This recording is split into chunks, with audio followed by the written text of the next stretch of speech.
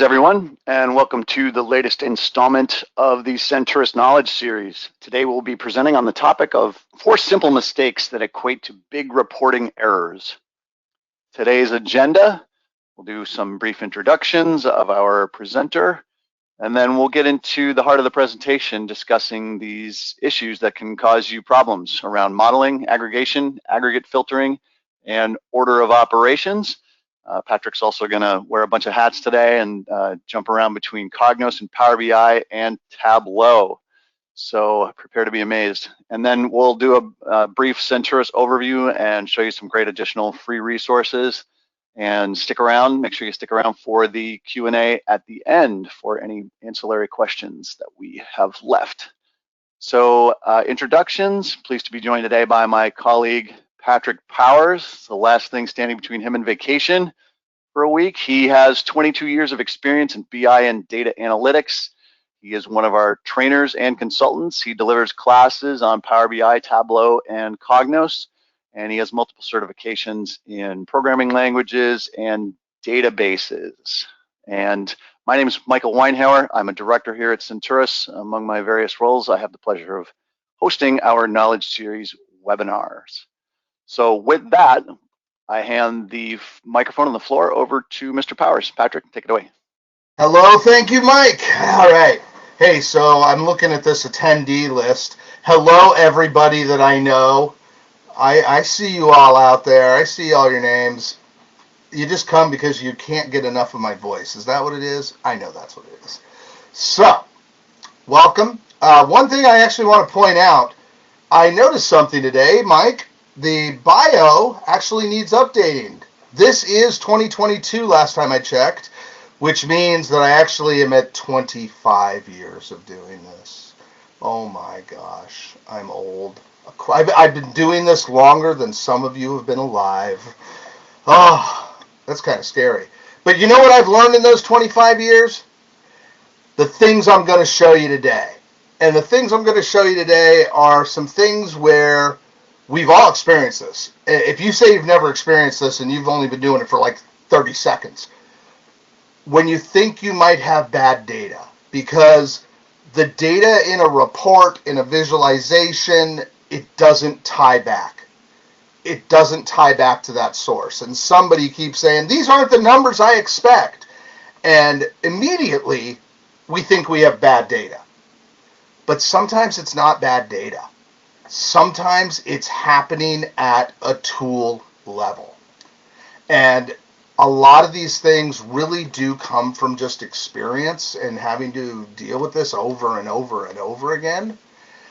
And here's the other thing. As Mike said, I'm going to be jumping between tools today. Okay? This is not a Cognos issue. This is not a Tableau issue. This is a business intelligence issue.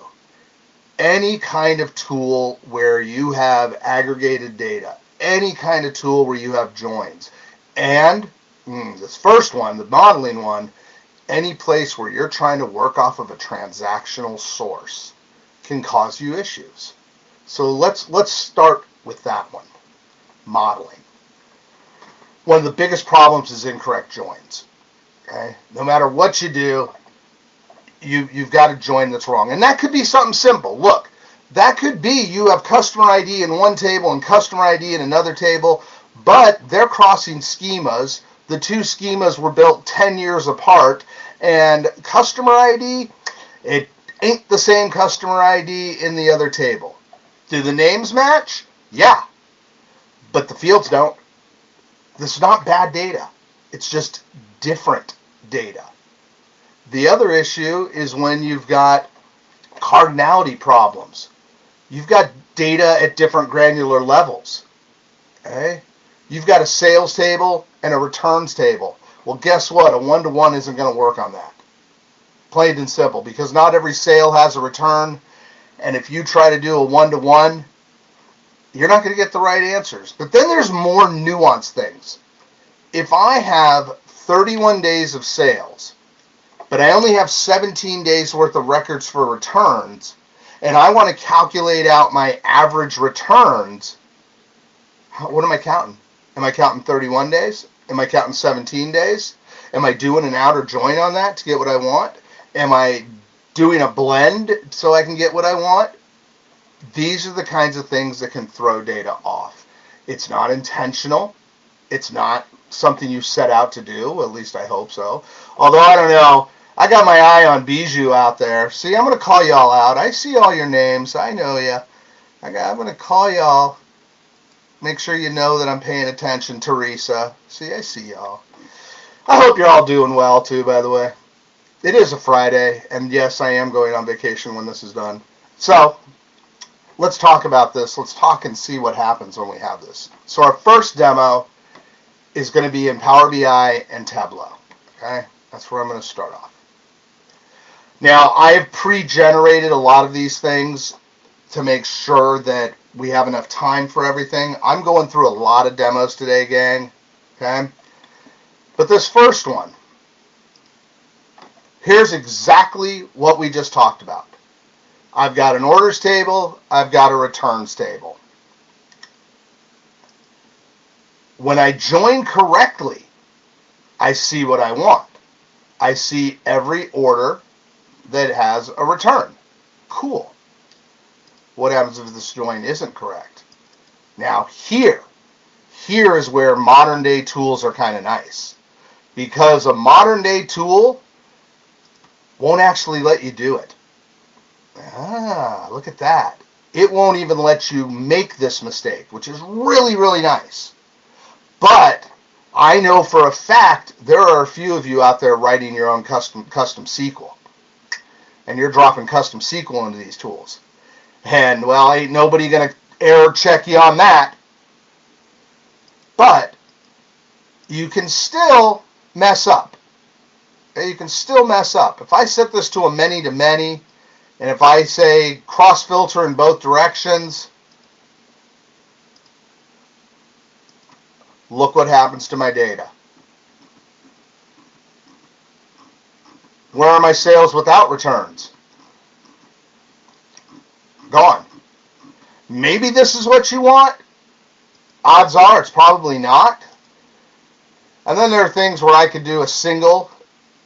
And again, though, hey, look, not sure if you really want to do this. Still get the wrong results. Okay. These are very easy mistakes to make, especially when you're new at this stuff. Again, luckily, a lot of today's tools stop us from making these mistakes. Thank goodness. But sometimes we don't get that luxury. Okay, let's take a look at the similar thing in Tableau. Here I've got orders. Okay. And I've got, let's drop this table real quick, which is going to, well, if I set this to an inner join, notice that my rows drops to 800. If I remove this table completely, I have 9,994 rows. But if I accept the default of an inner join, 800 rows, because of exactly what I just said. Not every sale has a return. Not every order has a return. So we got to know what we're doing here. Do I want a left? Do I want a right? Do I want a full outer? Okay. So what happens if I leave it as an inner? I only get those rows where there's a return. In this case, I get 296 rows. Okay. What happens if I make it a left? Aha! Now I get 5,009 rows. And I get the ones that do have a return. Okay. How about if I change it to a right? Back to the 296. Basically doing the same thing as if I had an inner. What happens if I do the double? I mean a full outer. I get my correct rows, 5,009, but now my values show as null. So you may be saying, okay, if the full outer and the left outer give me the same thing, which they technically do, what's the problem with using the full outer? Isn't that safer? No, because a full outer is going to have severe performance impacts potentially, and a severe outer could in fact drag everything to a halt and really cause you problems. Okay? If I had millions of rows, I'm working off of 9,994 rows here, people. I'm not working off of a million row data set. But if I was, and I tried to do a full outer join, I think you all have enough experience, hopefully, that you know full outer join is bad. We're not going to do Cartesian products over here. So you see, something as simple as a join can cause our data not to tie back. This one's pretty obvious. And it's also pretty straightforward and direct to fix. It doesn't take much effort to, oh, shoot, I only got 800 rows. I need to change my join. What about more nuanced issues? What about things that are a little more difficult to see? Aggregation especially. When I've got different default levels of aggregation, okay, when I've got different granularity levels, or when my upstream modeler has set it to something different, what kind of problems is that going to cause? For example, in a Cognos world, if my framework manager modeler sets unit price, they might set it to a total, not realizing it should be an average. Okay. Or there could be different business reasons. There may be some who do need to see it as a total versus an average. So you may end up having to publish multiple things out to your models. And again, whether it's Tableau, whether it's Power BI, whether it's Cognos, aggregation or aggravation can always be an issue. Let's take a look. Let's take a look at that in Cognos. Okay. As I said, I pre-ran a bunch of these things. So for this, I've created a little data module. And I'm going to open up this report right here. Now, here you see the revenue column with 3 different aggregations. Obviously, in the real world, it would not say revenue average, revenue none. It would just say revenue. But let's see what this impact has. At this granular level, at the order number, product line, product type, product name level, my revenue column is equal to the other 2 columns. Great. And if you're using this to spot check your data, and if you're using this to say, yeah, revenue looks good, you're fine. But we're moving into self-service these days, aren't we? We're trying to figure out how to give people their own dashboards. We're trying to figure out how to get people to do their own things. And just because this works here, let's see what happens when I start taking columns out. Boop. Look at that. I go one different granular level. The ones in green no longer match. These numbers no longer line up. Okay. And the hard part is if you're spot checking numbers and you see the rest of these that all look okay, you may never see this. You may never notice that you're at a different granular level. Now, it gets worse the lower I get. And here it starts to become a little more clear that, oh crud, there's a problem with my aggregation. You know, I go all the way down. Yeah, okay, now I can see it. Now I can see that there's a problem. But again, if we're trying to do this self-service, we don't know what they're going to bring over, do we? What if they just brought over order number? Oh, look, we're back up. What about that? Does everybody get that? That look, we're doing great. And if I'm spot checking orders, there's no problem with this first 30 or 40 orders. Then I get down to here. So maybe like 100 even. Boom. That one order, the aggregation's wrong. And if that one order is the one that your end customer cares about, they're going to come after you and say, why does this number look so inflated? There's another one. So out of 200 rows of data that I'm showing right now, three data items are actually incorrect. You can't beat yourself up for missing this sort of thing. It's not always obvious. When there's 3 out of 200, doesn't make them right though. There's still an aggregation issue. And again, thinking of self-service, thinking of end users, thinking of people who are non-technical in nature, they're not going to understand what's going on. Let's look at another Cognos issue. This is always one of my favorite things to look at because nobody ever catches this. Any of you Cognos folks, you may have gotten nice and comfortable with using, where are you? Come back, toolbar. You may have gotten nice and comfortable with using default summary. Okay? Default summary is great. Default summary looks at the aggregation of a column and calculates it correctly. So if I do default summary on this contribution to total column, I'm going to get the actual right answer. It's not just going to total it up. And I'm going to prove that to you.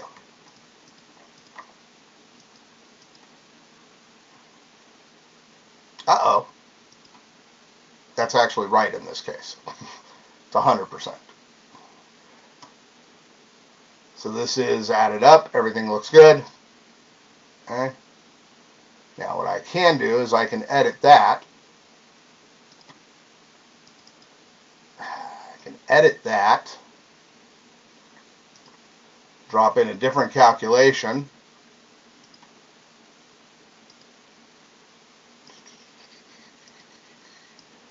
where I say percentage revenue for country.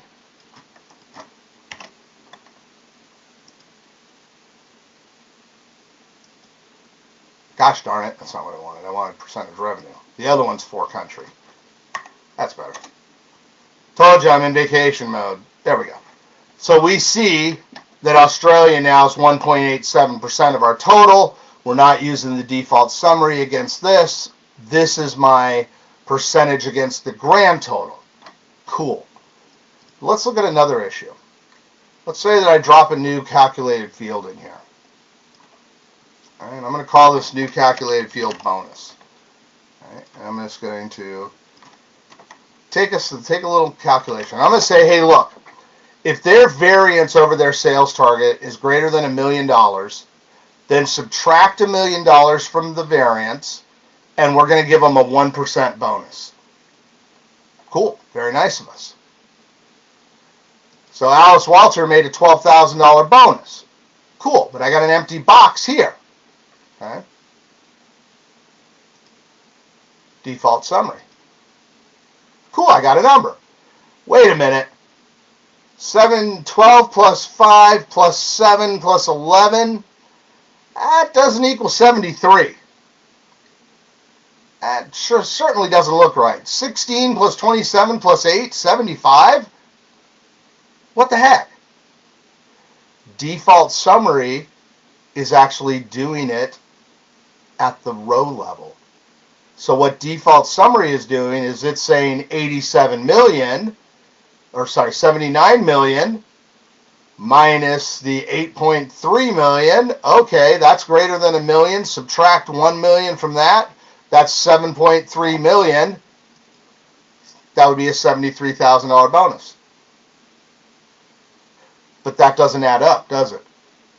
Because in this case, we don't want it to do a calculation. In this case, we actually have to say, no, don't calculate that the same way. Give me a total for that one. And then I have to calculate the total out separately. And now I get my right number. So sometimes these numbers are blended in. Sometimes you don't see that there's an actual problem. You might not even have noticed that because everything else looked good. And as report authors, it's not always your job to look at data like that, right? As report authors, your job is to build a report. But you need to be able to spot check and spot for things like that. Okay? So aggregation will cause you problems, I promise you. It will cause you problems. All right. Our next issue of the day. Filtering. So we've looked at modeling problems. We've looked at aggregation problems. Let's look at filtering problems. It's important to know when we are filtering. Are we looking at a row level or are we looking at an aggregate level? In the Cognos world, this is known as before or after aggregation.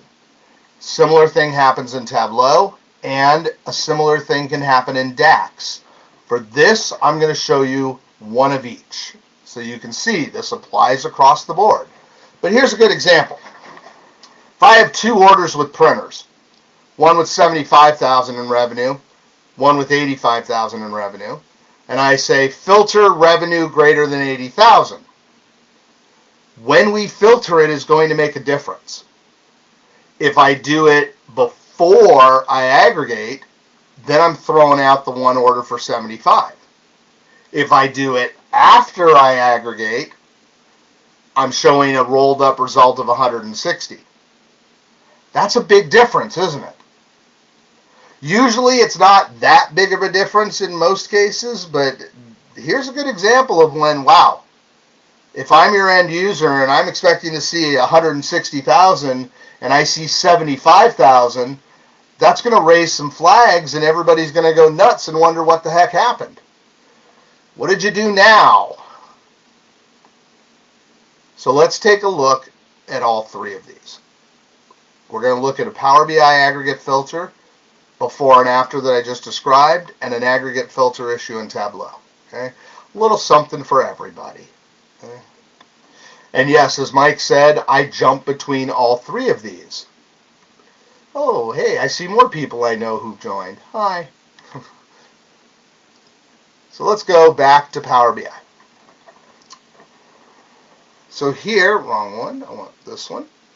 Here I've got total sales. I've got total sales for each of my sales territory groups. Okay? And what I want to do is I want to start calculating out some percentages. And in order to calculate percentages, I need to create some DAX. So the first DAX I created is one called Total Sales All, where I'm calculating the total sales against all sales. So this should give me this number. Let's take a look. Okay, so for each row, that's the total sales. So I can use that to divide and get my percentage. Perfect. So I've got total sales all, percentage of total, divide total sales by total sales all. Awesome. And now I see that Europe was 30.4, 38.7, 30.86. All right. All right. What happens when I start filtering, though? I've got two slicers on here, one for product group, one for year. Oh, interesting. My total sales all does not reflect that change. My total sales changes because my total sales is filtered by product group. My total sales all, however, is not. So now my percentages, once again, look screwy. So what I need to do is create some more DAX. So what I've got for that, total sales all selected. So I'm going to calculate total sales against the selected sales. All right. Oops. Make sure you're on the right one, Debbie. At the highest level, 29 million. But when I filter, now I'm going to divide against 700,000. So if I take total sales all, percent selected of total, there we go. So of clothing, Europe was 24.38. Overall, it was 0.28 when I look at just clothing, but I'm looking at clothing, 24.38. Well, what happens when we have multiple slicers? Now I want to take this down to the year level. Nothing. But this sort of works. Okay.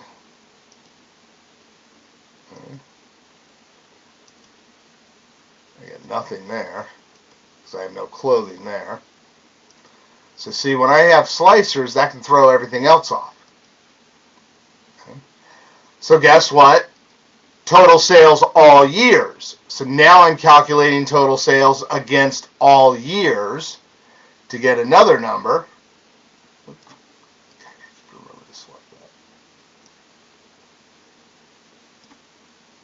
Okay. And total sales all years percent of total. And I can keep this going with territories and other things, which I'm going to show you in the next one. But now I'm getting more accurate numbers.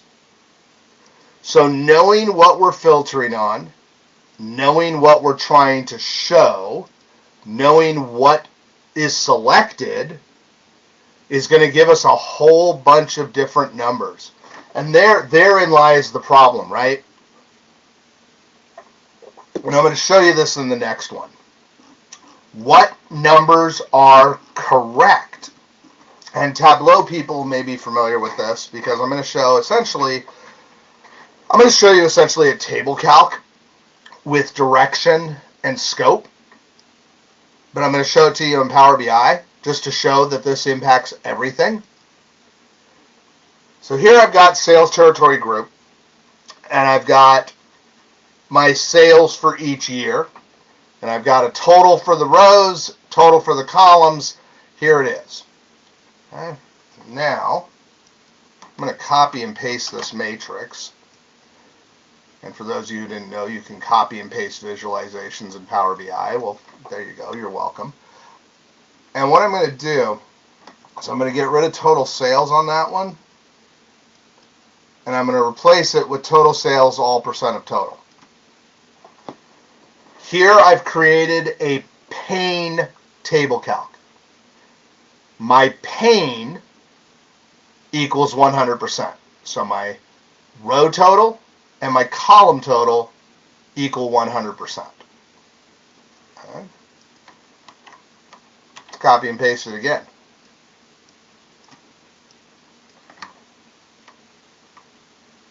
Hello. There you go. And on this one, I'm going to do a different one.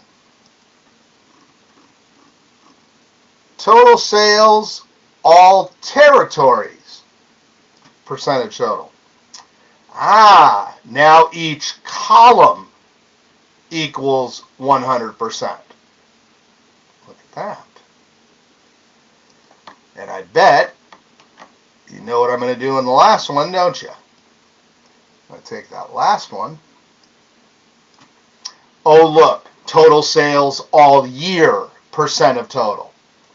So, same data, same layout, 4 different sets of results.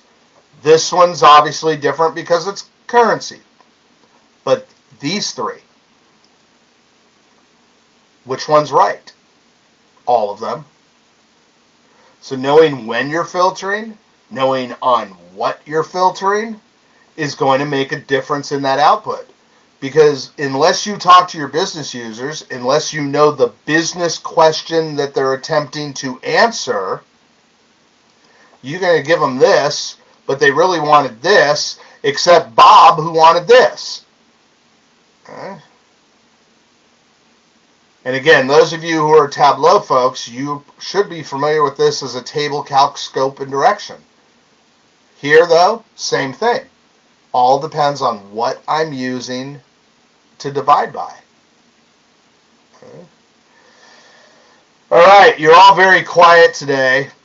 Hopefully somebody has at least gone, oh, at least once. I hope so. I don't see any questions, which scares me. But I do hope somebody at least maybe had a flash that explains why something's looked weird to them. Or you could just lie to me and tell me that you like it. Let's look at this in Cognos. I've got another one here, before and after auto aggregation.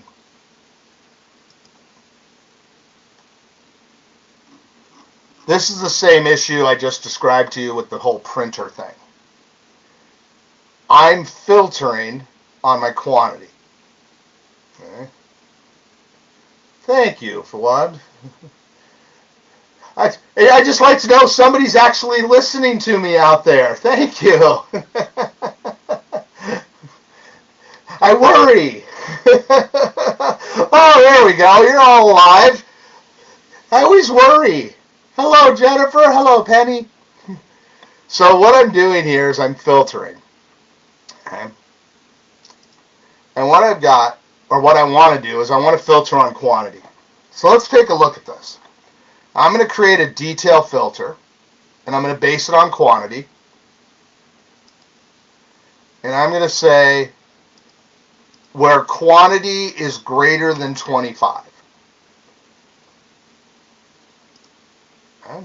Where quantity is greater than 25. My default behavior is after auto aggregation, meaning roll up everything for Australia 2011 web and then drop anything that's less than 25. No real changes, right? Everything still looks pretty much the same. What happens if I change that, though, before auto aggregation? Okay. Hey, those numbers changed just slightly. Let's look at that again.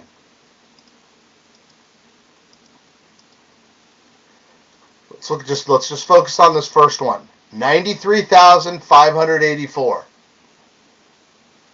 93,584. Penny, you are absolutely correct. In most cases, a higher number does make sense. In most cases, what a user wants is after auto aggregation. But not always. Because again, look, if I change this, remember, one more time, 93,584, 93,019. Not a huge difference. Okay, not a big difference. That could go unnoticed. But that could have ramifications for your business. It's a small nuance in this case. The difference is that it's thrown out the record level transactions that were less than 25 in quantity. Then it's rolled everything up. Jennifer, I'm on 11.2 something. You are correct. In the olden days, before was the default, but somebody finally got smart. I couldn't pinpoint to you exactly when it changed, like if it was an 11.1.12 or something kind of thing. I've mostly noticed it in 11.2 that it is now after as the default. So you're not going crazy. Okay? It did used to be something you had to be careful about. And so those of you who are still on older versions of Cognos, that is something you want to pay attention to, because in older versions, before was the default. And I can't tell you the number of times I'd be doing demos and get no data returned because I forgot to change it. Okay? Yeah, but 11 dot what, Jennifer? That's what I'm saying. It was somewhere in the dots. Which, just to make everybody feel old, version 11 came out 7 years ago this December. 7 years ago. So if you're still on 11.1, you're a little behind. So again, very nuanced, very small, but still makes an impact. Okay? Tom, the question here is, do I see AI automation helping self-service users? I do see some of the tools helping with some of these things. Like I just showed, the default now is that the default in Cognos is now after auto aggregation. So yeah, I do see some of the tools. We saw this with modeling in Power BI, where they are where they're not letting you make these mistakes, where they're not letting you select joins that are invalid. So hopefully we will see more and more of that. Okay. As far as I know, Fawad, it's a regular 11.2. Watson is technically built in to Cognos. There's nothing special about this. I couldn't tell you exactly what 11.2. What we're on. 11.2.1. So I think this is just a name change. That's all. And yes, Penny, .7 is the one that we recommend for most folks that are not looking to go to 2 yet, but looking for long-term support. So yeah, there's nothing wrong with being on 11.1.7. Don't think I'm making anything wrong. But I'm just saying, watch for that aggregation. Okay? Watch for that aggregation issue. All right, I want to show you, we're 2:40 almost here. Mike's stressing because I'm not as far as I should be. I don't want to cause Mike stress. Yeah, maybe a little bit. Let's take a look at how this happens in Tableau. All right, so what I have here is I have my ship mode, and I've got my subcategories, and this is my average profit. Okay, my average profit, and I say, hey, show me average profit greater than $50. Okay, so I'm going to put that in filters. I'm going to say average. I'm going to say at least $50. Wha-bam. What the heck? I went from 17 subcategories to 7. But the business user comes back and says, no, wait a minute. I know we have profitable transactions for bookcases. I know we do. Yeah, I'm sure we do. I'm rolling it up first, and then I'm getting rid of it. No. I want you to look at it at the transaction level. I want you to get rid of transactions that are less than $50. Ah, okay.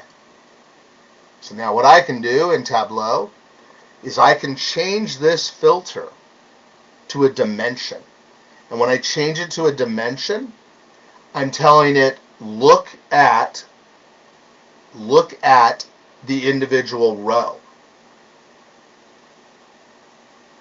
Larissa, before I finish this, I want to answer your question. Larissa asked, if reports show final numbers, what's the common practice to validate results, and by whom? So that depends on your organization. My earlier point was that a lot of organizations, report writers are literally that. They're report writers. They might have some business knowledge, but they are not necessarily the end user of a report. And so they know enough to spot check, and they know enough of the business. Like the Cognos one I showed you earlier, where it's very nuanced, that would probably pass spot check. And a report writer probably has the business knowledge to do that. The real final validation needs to go through typically a business person who has that longer term business experience, that on the ground. Because watch what I'm about to do here. When I change this to a dimension and I say at least $50, look at that. Look at the difference between the two reports, folks. Here I'm back to 16 subcategories. And the difference here, this was blank a second ago. A second ago, this had nothing in it. Because rolled up, my average profit was not $50. But if I look at just profitable transactions, my average profit for bookcases is $121. Again, two very different results. Which one's right? Both of them. It all depends on the business question. So, Larissa, to your question, who can validate that? Well, as a report author, I can say, yeah, that looks right to me, but you know what? So did this. The key is having project managers or business liaisons who can come to you and say, hey, the business question is, show me my average profit for all transactions with greater than $50 in profit. Thank you. There's your results. Okay. Now, Tom, back to yours about self-service. That one, this is the kind of thing where, again, even in a self-service environment, they need to know the business question they're asking, right? And that's the kind of thing that we help do at Senturus, is that we've got folks who can understand the business question and the technical question, and we can help bridge that gap and be that liaison if you don't have somebody who is that liaison. Okay. All right, so you saw aggregated and disaggregated in both tools. You're quite welcome.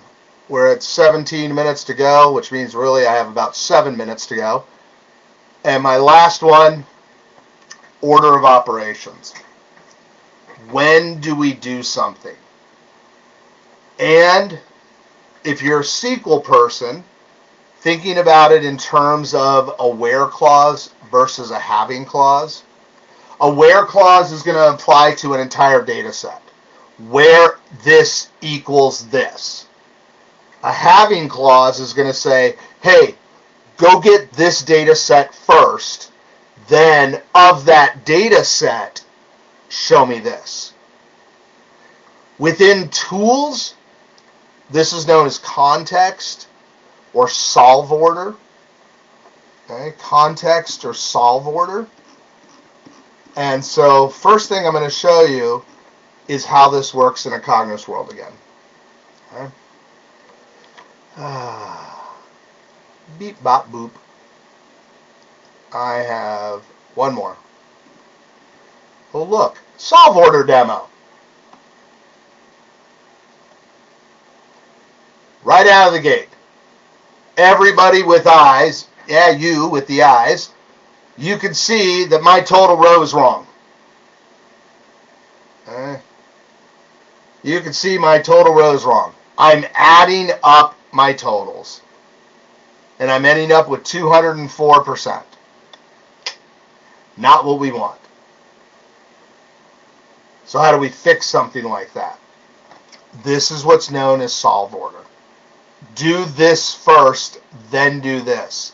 I know people who have gone their entire Cognos career and never once changed the solve order. Solve order works in crosstabs and charts. I'm going to try to make this bigger so you can see here. It works in crosstabs and charts. And this is basically, I'm just assigning a priority to this. I'm saying do this first, then do this.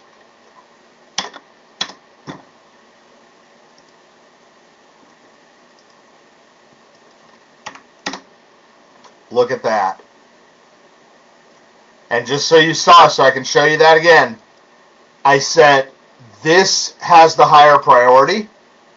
Calculate this percentage before calculating this percentage. That's it. That's all there is to it. And I would wager that out of the 100 of you that are here, thank you, Fawad, there it is. Out of the 100 of you that are on here, there's going to be at least one of you who has banged your head against a wall trying to figure out what that solve order was for and what the heck you're supposed to use it for. So there it is, gang. Don't beat yourself up. You could be using this for years and not know some of these settings are there. Okay? And that's all. That it literally took me seconds. Seconds. Because if I turn that solve order off, I'm back to 204%. All it is, do that second. Okay. Man, is that a kick in the you-know-what. So there it is in Cognos.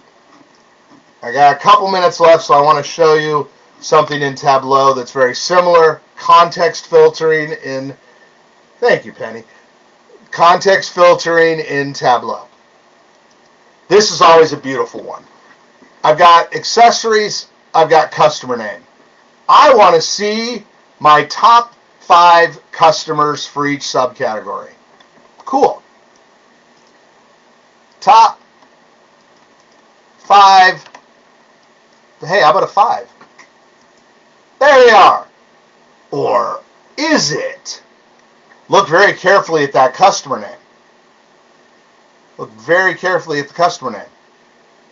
This is my top 5 customers, not my top 5 customers by subcategory. Because these are independent filters. Filters are acted on independently. And you're saying, well, add subcategory, then it should work. Oh, yeah? Oops, not what I wanted to do. Fine, smarty pants. Here you go. Here's subcategory. Guess what? Each one of these filters is independent. So when I go to bookcases, I see nothing because none of my top 5 customers bought bookcases. So what I have to tell Tableau to do, go get the subcategory first. Of the subcategory, show me my top 5. And in a Tableau world, that's known as context. Add to context. Wabam. This is my top 5 now within that subcategory. And I know what one of you is thinking. One of you is thinking, well, wait, go back to all. In this situation, all still shows just the top 5 because I'm getting all subcategories, so I'm getting all 5 customers. So how do you fix an issue like that? There are different ways to fix it. You can use things like index. You can use things like rank. So I'm going to quickly show you something else here. And what I'm going to do is I'm going to take another instance of sales to the label. And then I'm going to change that into a rank. Okay, I'm going to do a quick table calc of rank. Then I'm going to tell it to look at it as if it were do it pane down, compute pane down. And then lastly, I'm going to tell it, look at it discretely. So now I've got the discrete rank for each category. And I can use this up here. Oh, how cool is that? Now, I can filter on that. And I can say, show me my top 5. Boom. There's my top 5 for each of my categories. And I can hide that. So there are ways around it by using things like index, rank, creating calculated fields. The quick and dirty way, I can add to context, and then I could hide the all, so they can't see the all. But this gives me a cleaner way when I have a smaller set of data. 251, I did my gosh darn best. I'm only 1 minute over. Let's wrap this up. Sometimes it's not the data. Sometimes it's not the data. Andrew, you give me enough time, I can get you the total for all other than top 5. Just got to create a few calculated fields. I only got 9 minutes. Can't do it. But I could do it, okay? Sometimes the issue isn't with data. It's how the tool's interpreting the data.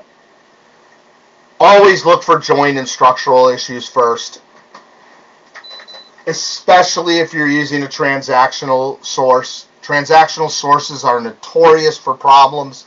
I'm doing a live stream in March. In that live stream in March, we're going to talk about data architecture, and we're talking about why even in today's world you still need a star schema.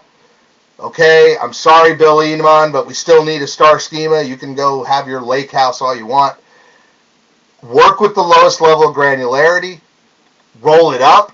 See if you've got aggregation issues. Look at tabular models to make sure your raw results are right. Then start working within your filtering. Okay.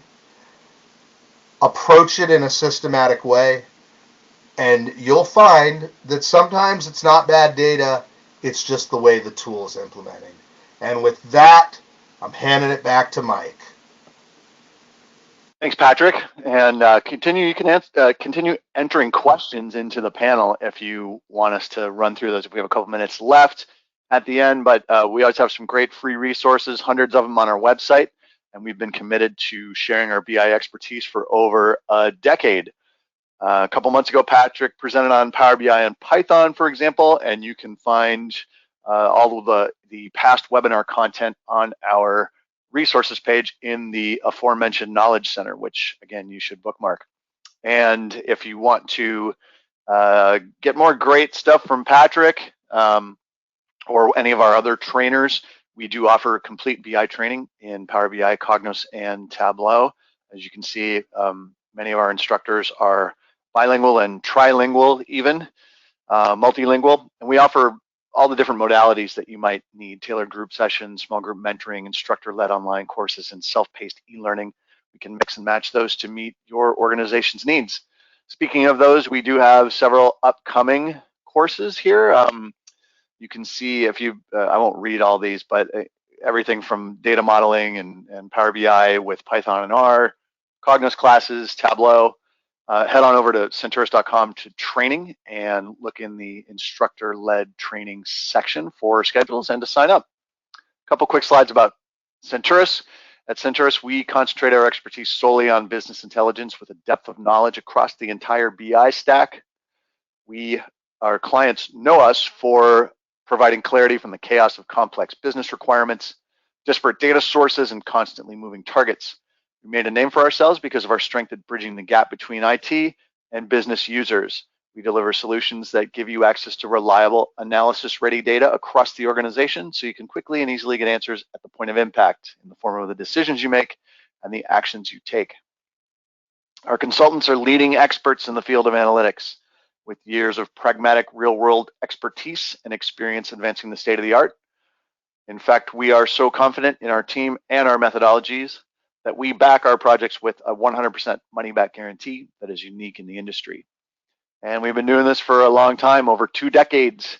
We work across the spectrum from Fortune 500 companies down to the mid-market. No doubt you recognize most, if not all, of those logos there, solving business problems across all these different industries and functional areas, including the Office of Finance, Sales and Marketing, Manufacturing, Operations, HR, and IT.